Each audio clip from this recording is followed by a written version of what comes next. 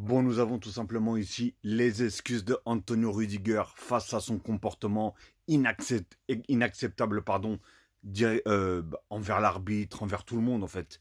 Ça a été une fin de match catastrophique et surtout venant de sa part, on n'a pas compris ce qui lui est arrivé. Enfin bref, les excuses d'Antonio Rüdiger en story Instagram suite à son comportement d'hier.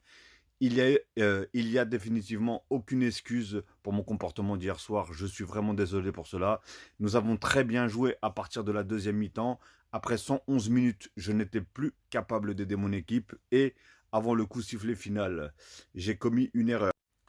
Encore désolé auprès de l'arbitre et de toutes les personnes que j'ai déçues hier soir.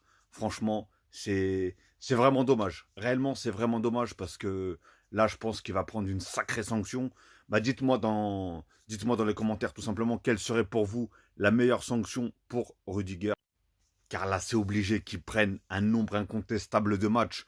Bon, de toute façon, je pense que lui-même, il sait que la saison du Real Madrid, c'est très compliqué. C'est pratiquement une saison blanche, plus de Ligue des Champions, plus de Coupe du Roi. Maintenant, il reste la Liga, mais ils sont à 4 points tout simplement du FC Barcelone, qui eux, par contre, sont vraiment dans une ligne droite. Ils sont prêts, voilà, ils sont prêts à tout empocher, hein, réellement. Donc, on a pu les voir hier dans le match là. Et ce comportement-là, il est sorti après un moment. Beaucoup se posent la question pourquoi il est sorti comme ça de ses gonds. Alors, c'était, je ne sais pas si vous avez vu, c'est quand à un moment il y a eu une faute de Kylian Mbappé. Enfin, pas une faute volontaire réellement, mais en même temps qu'il met sa main comme ça sur le visage de je ne sais plus comment il s'appelle, Garcia, je crois qu'il s'appelle le joueur de Barcelone, qui s'est pris une main dans la tête de, de Mbappé. Mais après, voilà, c'était vraiment intentionnel. Non, c'était pas intentionnel. Ouais, enfin bref, c'était pas volontaire, voilà. C'était pas volontaire. Et du coup, quand il a sifflé faute, et ben c'est là où ils sont tous partis en vrille.